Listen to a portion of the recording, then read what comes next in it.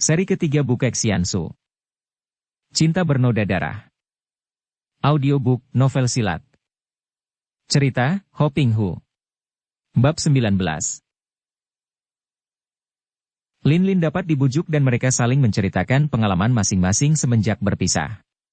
Tentu saja Xian Eng tetap merahasiakan perasaan hatinya terhadap Sumaboan.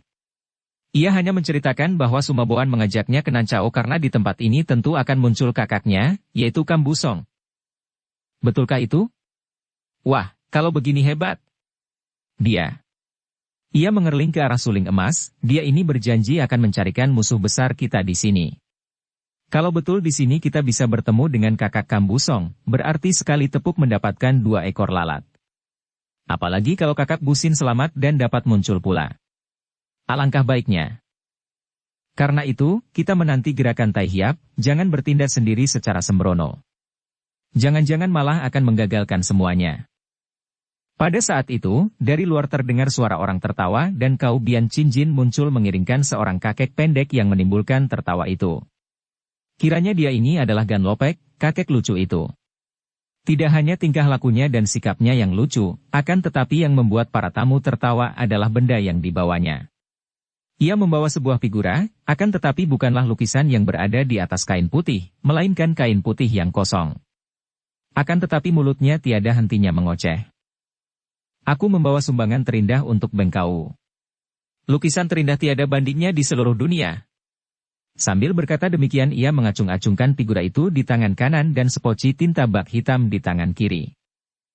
Kau Bian Chin Jin agaknya mengenal tokoh ini, maka biarpun kakek pendek itu kelihatannya malah tidak normal otaknya, ia menyambut penuh kehormatan malah ia antarkan sendiri sampai di ruangan tengah, baru ia tinggalkan keluar pula. Sambil tertawa hahaha Empek Gan menoleh ke kanan kiri, mengangguk-angguk kepada para tamu seperti tingkahnya seorang pembesar yang memasuki ruangan di mana para hadirin menghormatinya, kemudian ia melangkah langsung ke hadapan Bengkau dan Raja Nancao. Akan tetapi ia tidak segera maju memberi hormat, melainkan menengok ke kanan kiri dengan sinar mata mencari-cari. Sikapnya yang seperti orang tolol ini memancing gelak tawa para tamu muda. Akan tetapi Gan Lopek tidak peduli, lalu ia mengomel. Di mana sih ditaruhnya meja sembahyang? Paling penting aku harus menghormat abu jenazah Pat Jiu Sinong, mendiang orang tua yang hebat itu. Mendengar ini, terdengar Liu Mo ketua Bengkau berkata lembut, Gan Sicu. Hari ini sengaja kami merayakan ulang tahun Bengkau, untuk penghormatan abu mendiang Pat Jiu Sinong baru dilakukan besok di dalam kuli istana. Oh, begitukah? Tidak apalah. Nah, Bengkau dan Baginda Raja Nancao, perkenankan aku orang Shigan yang bodoh ikut mengucapkan selamat kepada Bengkau dan aku orang Shigan yang miskin hanya dapat memberi hadiah lukisan yang akan kubuat sekarang juga. Gan Sicu, keahlianmu melukis terkenal di seluruh jagat. Lukisanmu merupakan hadiah yang tak ternilai harganya.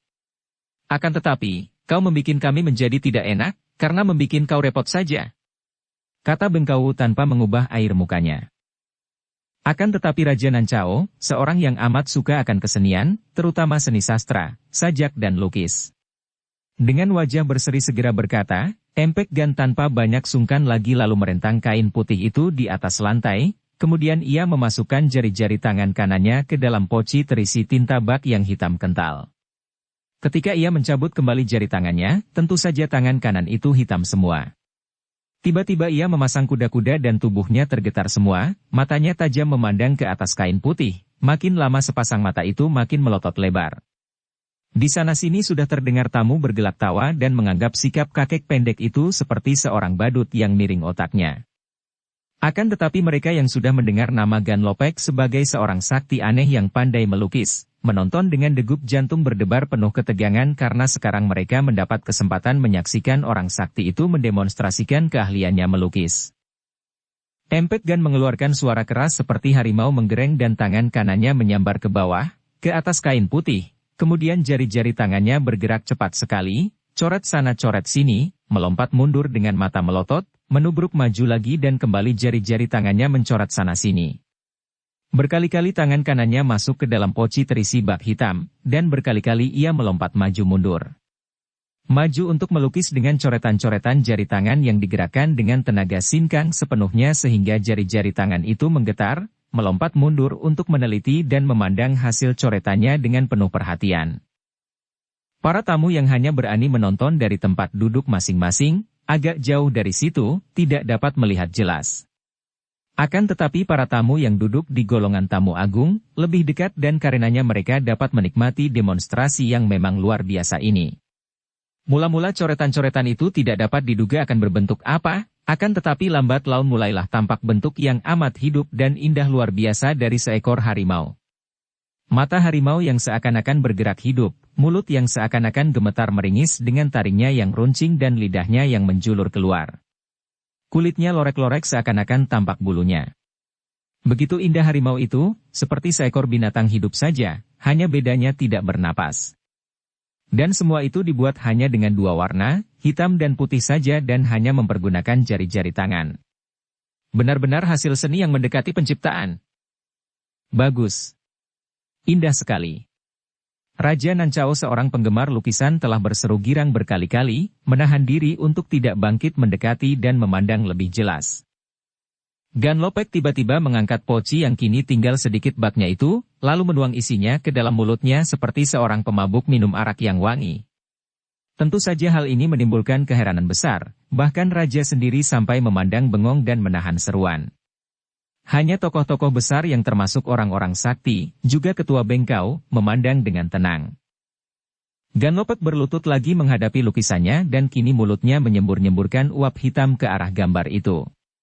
Memang hebat kakek lucu ini dan cara melukisnya juga istimewa.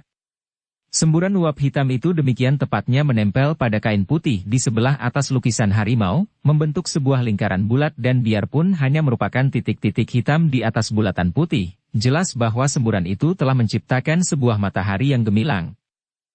Gan Lopek kini bangkit berdiri, wajahnya agak pucat dan napasnya agak memburu, akan tetapi ketika ia tertawa, tak setitik pun warna hitam berada di dalam mulutnya. Ia mengambil lukisan itu dari atas lantai, lalu mempersembahkannya kepada Bengkau sambil berkata, "Kau yang baik, terimalah persembahanku yang tidak berharga ini." "Terima kasih, Gan Sicu, terima kasih," kata Bengkau Liumo sambil menerima lukisan itu. "Indah sekali, harap gantungkan di dinding agar semua orang dapat menikmati keindahannya," kata Raja Nancao dengan wajah berseri. Bengkau memberi tanda dengan gerakan mata.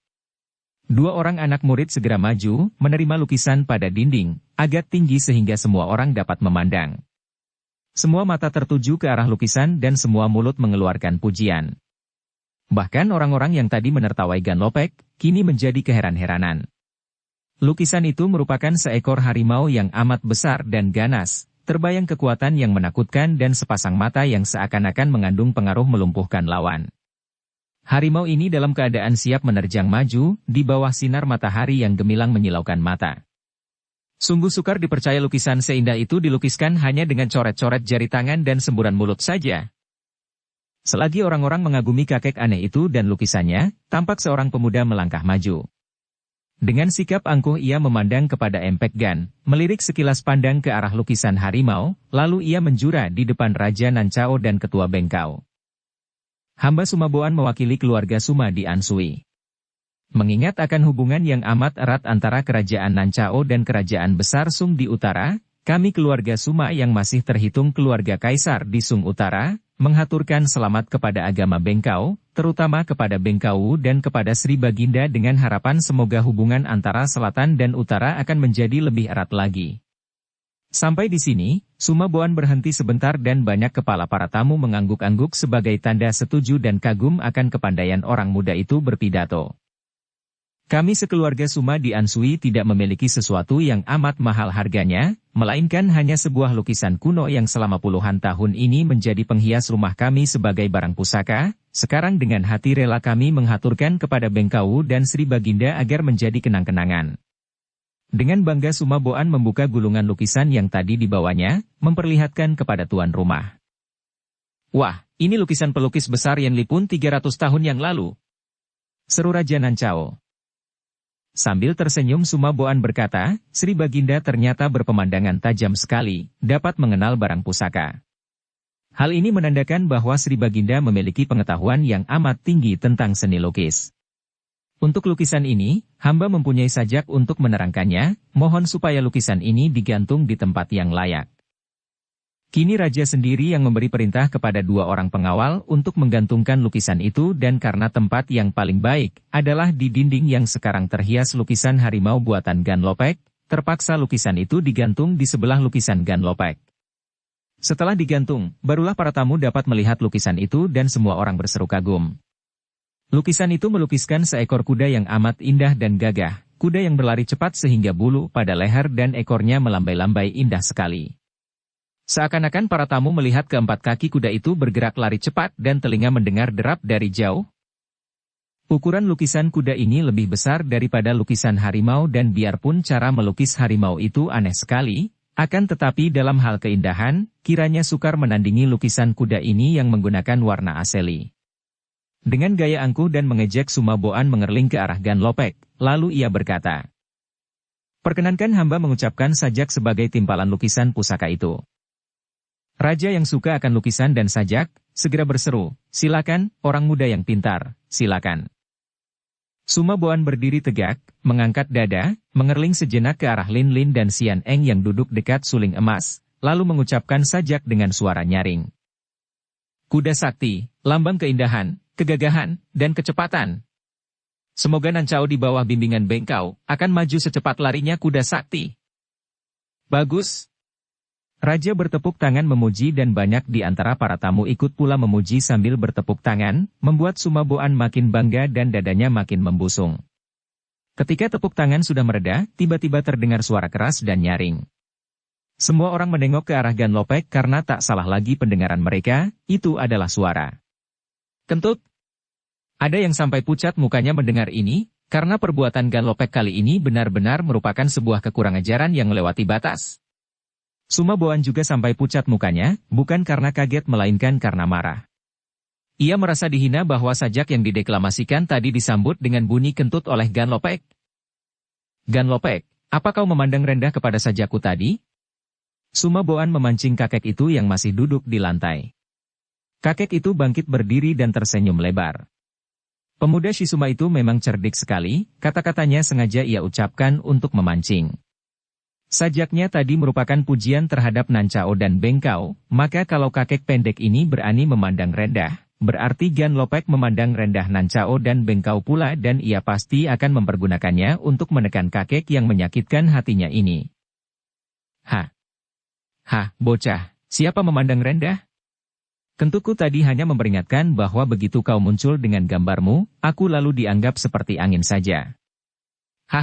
Kaulah orangnya yang menghina Nancao dan Bengkau dengan lukisan itu? Ia menuding ke arah gambar kuda. Bengkau Wuliumo memang sudah maklum bahwa di antara para tamunya terdapat pertentangan-pertentangan, akan tetapi ucapan Gan Lopek kali ini benar-benar membuat ia tidak mengerti. "Gan Sicu, lukisan ini adalah lukisan asli dari pelukis besar Yen Lipun, merupakan pemberian yang amat bernilai, sama sekali tidak menghina kami." Ketua Bengkau biarpun termasuk orang sakti yang aneh, namun sebagai kepala agama, tentu saja ia tidak berandalan dan ugal-ugalan, apalagi dibandingkan dengan Empek Gan yang aneh itu. Tadi mendengar Empek Gan menyambut sajak yang dideklamasikan oleh pemuda itu dengan bunyi kentut, ia merasa tak senang. Sekarang mendengar kata-kata Empek Gan yang menuduh pemuda itu menghina Bengkau, tentu saja ia tidak setuju. "Hehehe, penghinaan tidak langsung, tentu saja kau tidak tahu. Gan Lopek, jangan menuduh sembarangan. Kau yang membuang kentut di depan orang-orang terhormat, kaulah yang menghina semua orang, bagaimana kau bisa menyebar fitnah kepadaku?" Sumaboan menudingkan telunjuknya. "Melepas kentut apa salahnya? Ini tandanya jujur. Siapa di antara semua orang yang hadir di sini tak pernah kentut? Kalau angin sudah datang, tidak dilepas, bukankah mendatangkan perut kembung dan penyakit? Kalau dilepas perlahan-lahan agar jangan berbunyi dan jangan diketahui orang, itu pura-pura dan palsu namanya. Tidak ada bunyinya, tahu-tahu menyerang hidung orang lain sampai membuat hidung menjadi hijau. Orang kentut bukan menghina karena semua orang juga suka kentut. Tapi lukisanmu itu. Kau, sama sekali bukan berarti bahwa aku memandang rendah lukisan Yen Lipun. Aku kagum akan lukisannya dan dibandingkan dengan dia, aku bukan apa-apa. Akan tetapi kalau orang sudah menyamakan Nancao dan Bengkau seperti kuda, benar-benar membikin panas perutku. Kuda itu binatang apakah?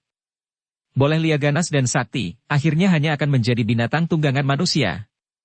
Dan senjatanya hanya pada kakinya yang dapat berlari cepat. Bukankah itu sifat pengecut yang hanya pandai lari karena tidak berani menentang lawan? Apakah Nancao boleh disamakan dengan kuda yang boleh ditunggangi orang lain dan akan lari tunggang langgang dengan kecepatan kilat kalau diserang musuh? Bengkau Liumo tertawa. Para tamu terheran karena tak pernah mengira bahwa wajah yang serius seperti patung itu dapat tertawa. Gansicu, kau lucu sekali.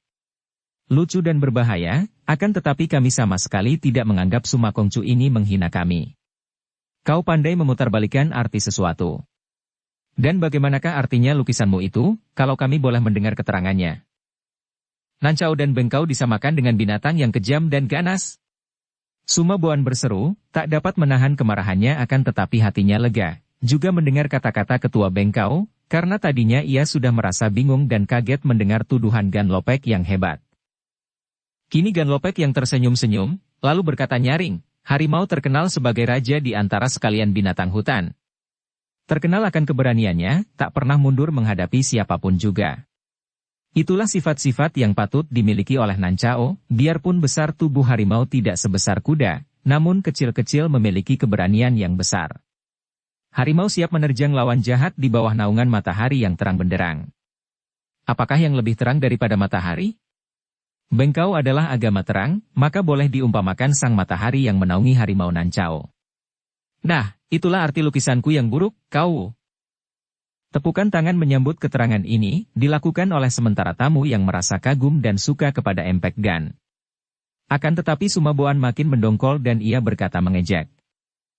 Ganlopek boleh jadi pandai dalam ilmu silat, boleh jadi pandai dalam hal melukis, akan tetapi tak mungkin ia lebih pandai dari mendiang Yen Li pun pelukis besar, dan dalam hal sastra dan sajak, aku yang muda berani bertanding dengan dia. Inilah sebuah tantangan yang terang-terangan, dilakukan di depan Raja Nancao yang suka akan sajak dan di depan Bengkau pula. Bukan tantangan silat, melainkan tantangan mengadu kepandaian bun, sastra. Tentu saja Sumaboan seorang yang amat cerdik sudah cukup tahu bahwa biarpun pandai melukis, Empek Gan ini bukanlah seorang ahli sastra, apalagi ahli sajak.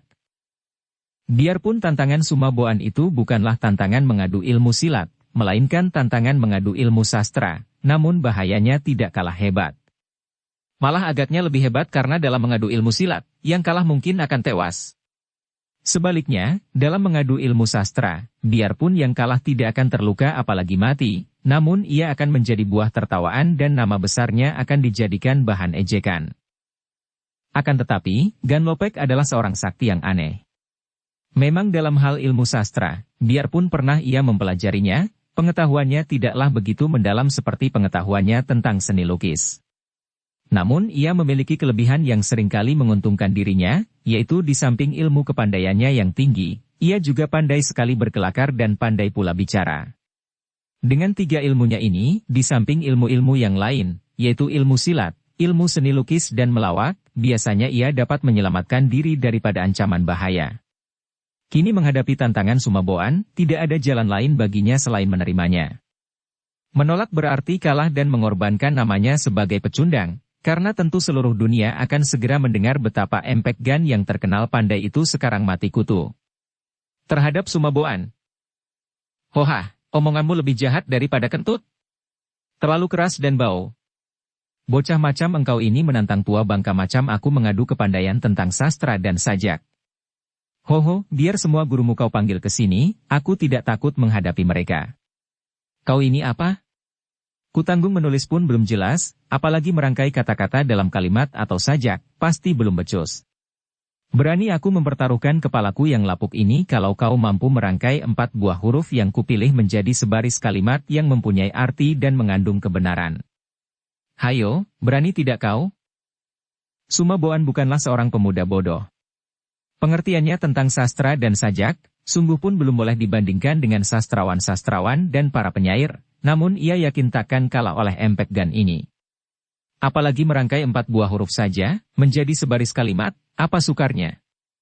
4 buah huruf itu kalau diatur bergiliran letaknya, diubah-ubah, dapat menjadi 24 baris kalimat yang berlainan. Apakah sukarnya memilih di antara 24 baris kalimat itu yang merupakan kalimat paling berarti dan mengandung kebenaran? Segera ia menjura kepada Bengkau dan Raja Nancao sambil berkata, "Mohon maaf sebanyaknya, terpaksa hamba melayani kakek buta huruf yang pura-pura pintar ini." Kemudian setelah Raja dan Ketua Bengkau yang juga amat tertarik ingin menyaksikan pertandingan yang lucu dan tidak berbahaya ini mengangguk tanda setuju, Suma Boan lalu menoleh ke arah para tamu dan berkata nyaring, "Mohon cui sekalian sudi menjadi saksi. Gan Lopek yang terhormat ini mempertaruhkan kepalanya kalau Xiao Te dapat merangkai 4 buah huruf yang ia pilih menjadi sebaris kalimat yang mempunyai arti dan mengandung kebenaran. Bukankah begitu, Gan Lopek?" "Betul, betul." Gan Lopek mengangguk-angguk. "Kalau kau betul dapat dan kalimat itu oleh hadirin dianggap mengandung arti dan kebenaran, aku akan menyerahkan kepalaku agar kau pakai dalam sembahyangan roh leluhurmu." "Gan Lopek, mulailah. Keluarkan 4 buah hurufmu itu yang merupakan 4 buah kata-kata." Suma Boan menantang. Hening di tempat yang tadinya ramai itu. Tidak terdengar sedikit pun suara berisik. Suasana menjadi tegang karena semua orang, tiada kecuali, memasang telinga untuk mendengarkan baik-baik apakah 4 buah kata-kata yang akan dikeluarkan oleh Gan Lopek. Juga Suling Emas, sebagai seorang ahli dalam hal bu dan bun, silat dan sastra, memandang penuh perhatian. Lin Lin merasa geli menyaksikan tingkah pola dan sepak terjang Gan Lopek, akan tetapi juga agak khawatir karena ia pun merasa sangsi apakah kakek ini betul-betul akan dapat menandingi Suma Boan dalam hal ilmu sastra. Karena keadaan yang hening itu, suara Gan Lopek terdengar lantang ketika ia berkata, "Bocah Shisuma, enak saja kau mau menipu orang tua. Aku sudah mempertaruhkan kepalaku kau bisa memenuhi syaratku tadi, akan tetapi apa taruhanmu kalau kau kalah?" "Kakek Shigan." Semua orang terhormat yang hadir di sini mendengar belaka bahwa kau sendirilah yang menjanjikan kepalamu, bukan aku yang minta. Akan tetapi, kalau sampai aku tidak bisa merangkai 4 buah kata-katamu menjadi kalimat yang berarti dan benar, biarlah aku mengangkat kau sebagai guru. "Hoha, boleh. Boleh. Akan tetapi aku sangsi apakah aku akan cukup sabar mempunyai murid sastra yang tolol seperti engkau." Nah, buka telingamu baik-baik, Suma Boan, dan juga hadirin yang menjadi saksi. Huruf pertama yang kupilih adalah huruf tahi. Pecah suara ketawa di sana-sini, bahkan ada yang terkekeh-kekeh. Akan tetapi banyak pula, terutama mereka yang mengerti tentang ilmu sastra, mengerutkan kening. Kakek Shigan ini benar-benar berani mati, di depan begitu banyaknya tokoh Kang Ou yang terhormat dan terhitung tokoh kelas atasan, berani main-main sampai begitu hebat. Semua ahli sastra itu tahu belaka bahwa huruf yang artinya kotor ini tak mungkin dirangkai menjadi sajak. Orang gila saja yang dapat memasukkan kata-kata tahi ke dalam sebuah sajak, tentu menjadi sajak orang gila. Akan tetapi Suma Boan tidak tampak khawatir. Dia cerdik dan dia sudah berjaga-jaga terhadap segala kemungkinan, maklum bahwa kakek ini mempunyai banyak tipu muslihat dan akal. Biarpun ia sendiri takkan mampu merangkai huruf yang kotor ini ke dalam sajak, namun masih tidak sukar untuk menggunakan huruf ini untuk melengkapi sebuah kalimat. Setelah suara ketawa mereda, Gan Lopek mengangkat tangan kanan, memperlihatkan 2 buah jari tangan. "Sekarang huruf nomor 2, yaitu huruf makan." Kembali orang-orang pada tertawa. Gila benar kakek ini. Masa merangkai huruf tahi dengan huruf makan? Satu-satunya rangkaian yang berarti hanya makan tahi. Benar-benar orang sinting dia. Juga Raja Nancao tersenyum-senyum tapi keningnya berkerut, seperti hainya Bengkau dan yang lain-lain, karena mereka sendiri merasakan keanehan Empek Gan ini. Hanya Suma Boan yang nampak tenang-tenang saja, akan tetapi diam-diam otaknya dikerjakan. Huruf nomor 3 adalah kuda dan huruf nomor 4 adalah harimau. Nah, bocah Shisuma, sekarang kau putar-putarlah otakmu, kau rangkai 4 huruf itu menjadi sajak atau kalimat yang berarti dan mengandung kebenaran. Aku tunggu sampai kau menyatakan tidak sanggup, lalu berlutut di depan kakiku, mengangkat aku sebagai gurumu. Itu pun kalau aku mau menerimamu, hoho. Suma Boan tidak mempedulikan kelakar ini karena ia sudah memutar otak dan memikir-mikir. Ujian atau teka-teki yang gila, pikirnya. Keempat huruf itu adalah tahi makan kuda harimau yang harus dirangkai menjadi kalimat, biarpun dapat dibolak-balik sampai 24 macam kalimat, namun agaknya hanya ada 2 macam kalimat yang berarti, yaitu pertama adalah kuda makan tahi harimau atau harimau makan tahi kuda. Selain 2 ini, kalimat-kalimat lain tidak ada artinya. Alangkah mudahnya. Benar-benar kakek goblok yang miring otaknya. Belum sampai 5 menit ia berpikir, ia sudah membolak-balik 4 huruf itu menjadi 24 kalimat dan hanya 2 itulah yang ada artinya. Haha, Empek Gan, kau benar-benar mencari mampus. Nah, siaplah untuk menyerahkan kepalamu karena aku sudah dapat menjawabnya. Seru Sumaboan dan para tamu menjadi berisik karena mereka itu pun masing-masing ikut pula mencari jawabannya. Empek Gan mengangkat kedua tangannya ke atas dan berseru. Harap hadirin jangan berisik. Suaranya perlahan saja, akan tetapi gemanya berdengung di ruangan itu, membuat semua orang kaget dan diam. Para Locianpue yang hadir di situ diam-diam mengangguk-angguk. Betapapun gila dan tololnya Empek Gan dalam ilmu sastra, akan tetapi dalam ilmu silat agaknya merupakan lawan yang tak boleh dipandang ringan. Suaranya yang disertai tenaga hikang tadi saja sudah membuktikan kelihayannya. Harap cuy sekalian dengarkan jawaban orang muda ini sebagai saksi. Nah, bocah, bagaimana jawabanmu?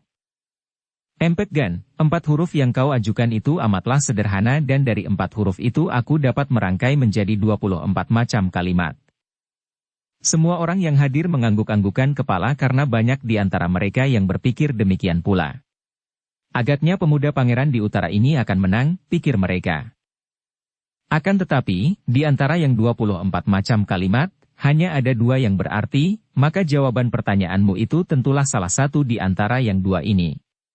Pertama adalah harimau makan tahi kuda. Hening di ruangan itu karena semua orang mendengarkan dengan penuh perhatian, maka kini suara ketawa Empek Gan terdengar lantang memenuhi ruangan.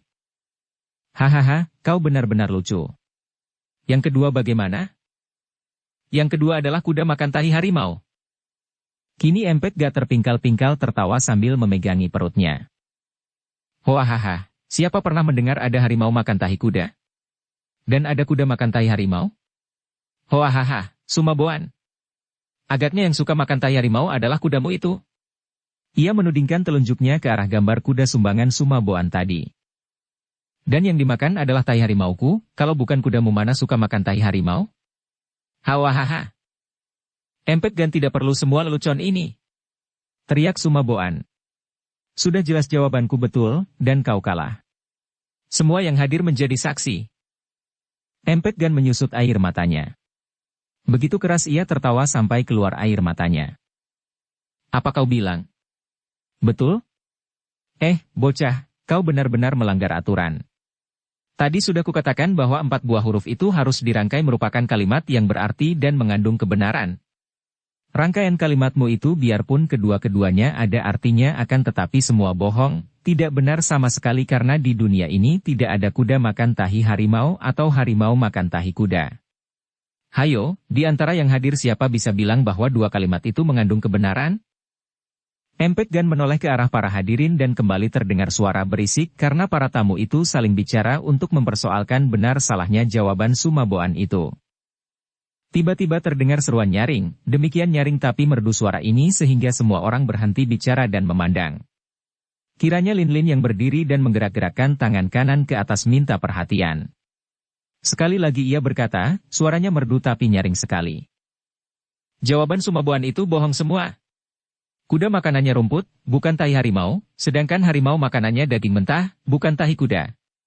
Siapa yang setuju, harap angkat telunjuk ke atas seperti saya ini. Dengan wajah berseri dan bibir tersenyum manis Lin Lin mengangkat telunjuk kanannya ke atas.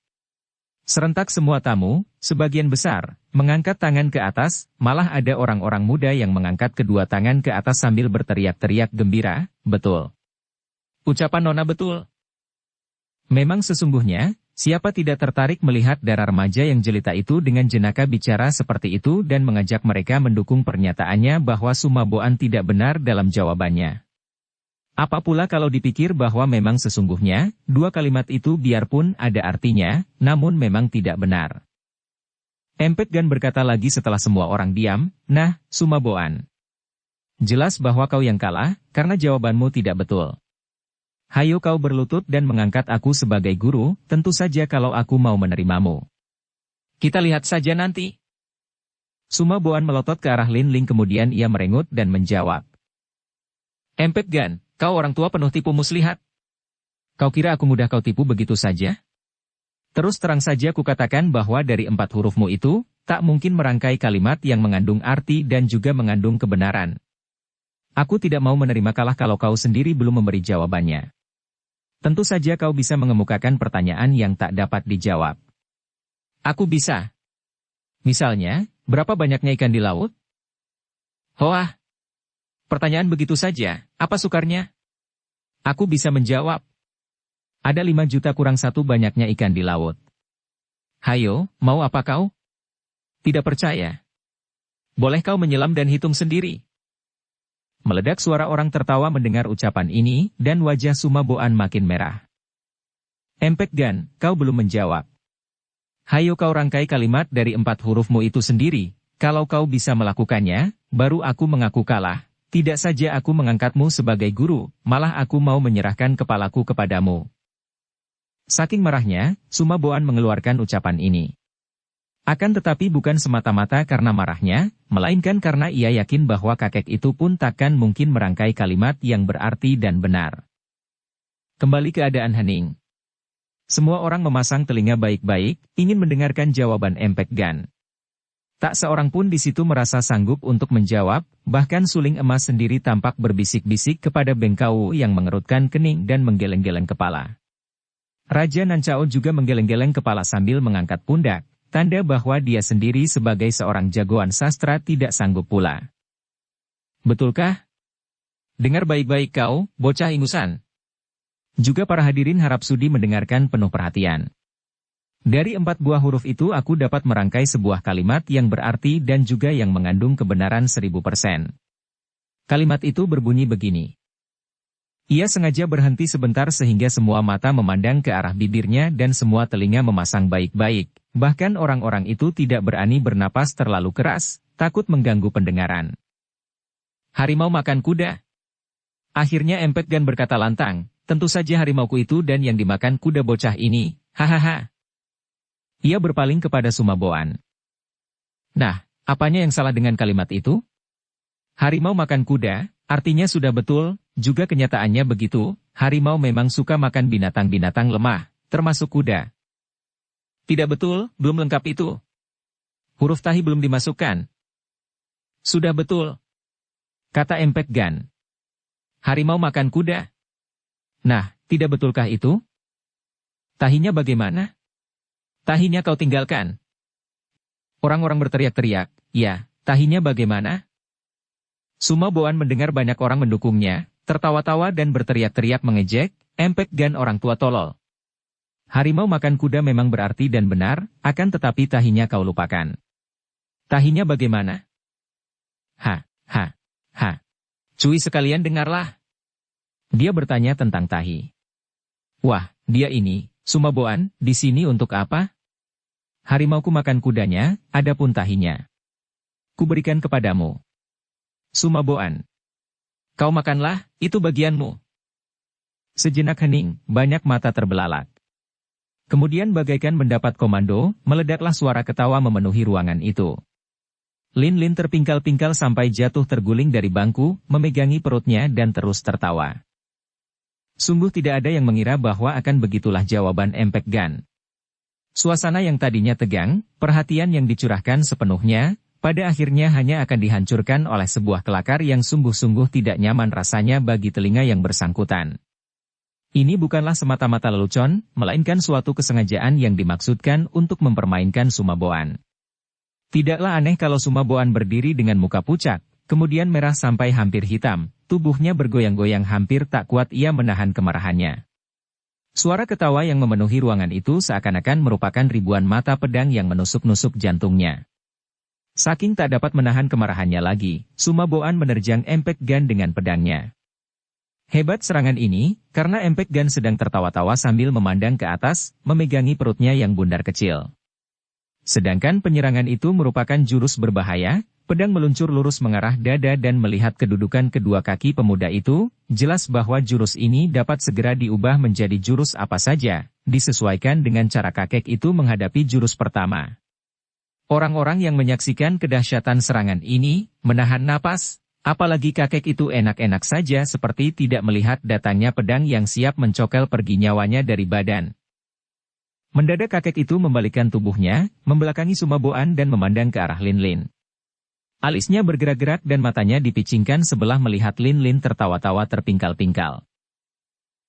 Nona, jangan terlalu keras ketawa, perutmu bisa kaku nanti. Apakah kau sudah melihat tukang sate itu datang ke sini? Lin Lin yang tadinya tertawa geli, kini memandang terbelalak. Tidak hanya Lin Lin, juga banyak tokoh-tokoh persilatan yang berada di situ memandang heran dan tak mengerti. Kakek ini membelakangi Sumaboan, pantatnya megal-megol seperti bebek berjalan, tanpa menggeser kaki hanya tubuh belakang itu saja yang menonjol ke kanan-kiri, cepat dan lucu sekali. Dan hanya dengan gerakan ini saja, pedang di tangan Sumaboan tak pernah mengenai sasarannya. Mula-mula Lin Lin merasa ngeri menyaksikan pedang itu berkelebatan di sekeliling pantat Empek Gan. Sedikit saja menyerempet tentu akan merobek daging mengiris kulit daging kelebihan di belakang itu. Akan tetapi melihat cara Empek Gan mengegal-egolkan pantatnya secara lucu sekali, kembali Lin Lin tertawa. Juga orang-orang mulai tertawa lagi. Hai Hik, pantas saja Liong Tuako juga megal-megol kalau main pedang. Lin Lin berkata sambil memukul-mukul lengan suling emas saking geli hatinya. Suling emas juga tersenyum dan mengangguk-angguk. Ia tahu bahwa justru gerakan itulah yang menjadi keistimewaan ilmu silat Empek Gan ketika kakek ini dahulu merantau dan bertempat tinggal di sebuah pulau di sebelah selatan.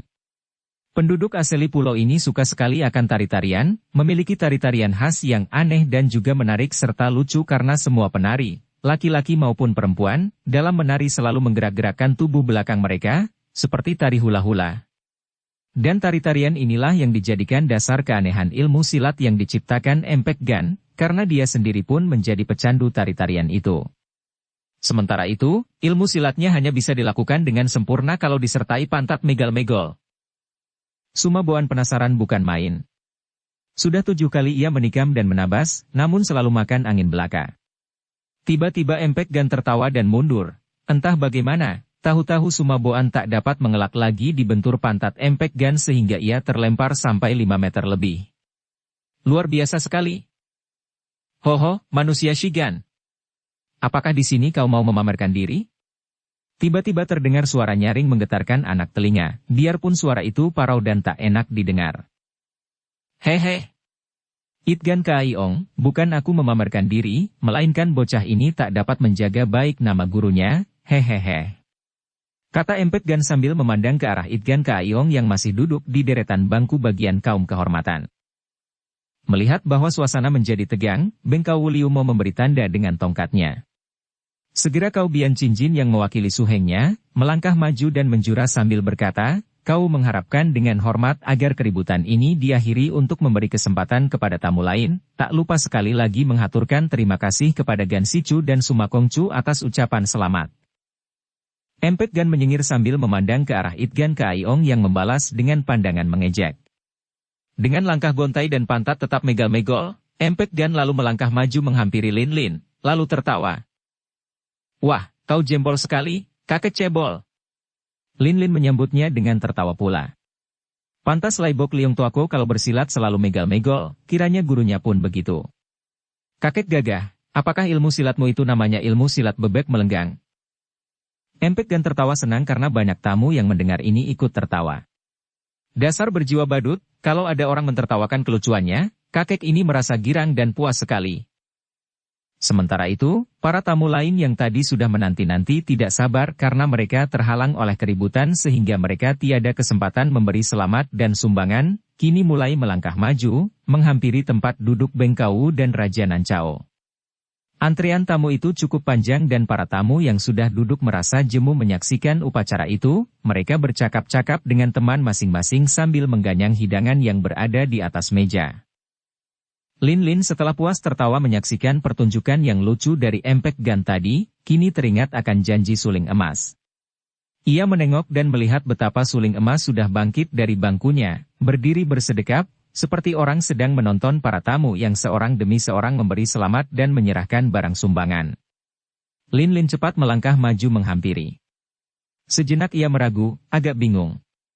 Perasaan ini selalu datang selama ini kalau ia hendak bicara kepada suling emas, karena sesungguhnya ia tidak tahu siapa nama pendekar itu. Tentu saja nama suling emas atau Kim Xiaoweng hanyalah julukan saja. Jarang ia memanggil, atau kalau terpaksa ia hanya menyebut suling emas begitu saja, sebutan yang sebetulnya kurang enak. Sejenak ia meragu, berdiri di belakang punggung yang bidang itu. Bersambung ke bab 20. Dukung kami dengan subscribe, follow, like, komen dan share. Terima kasih.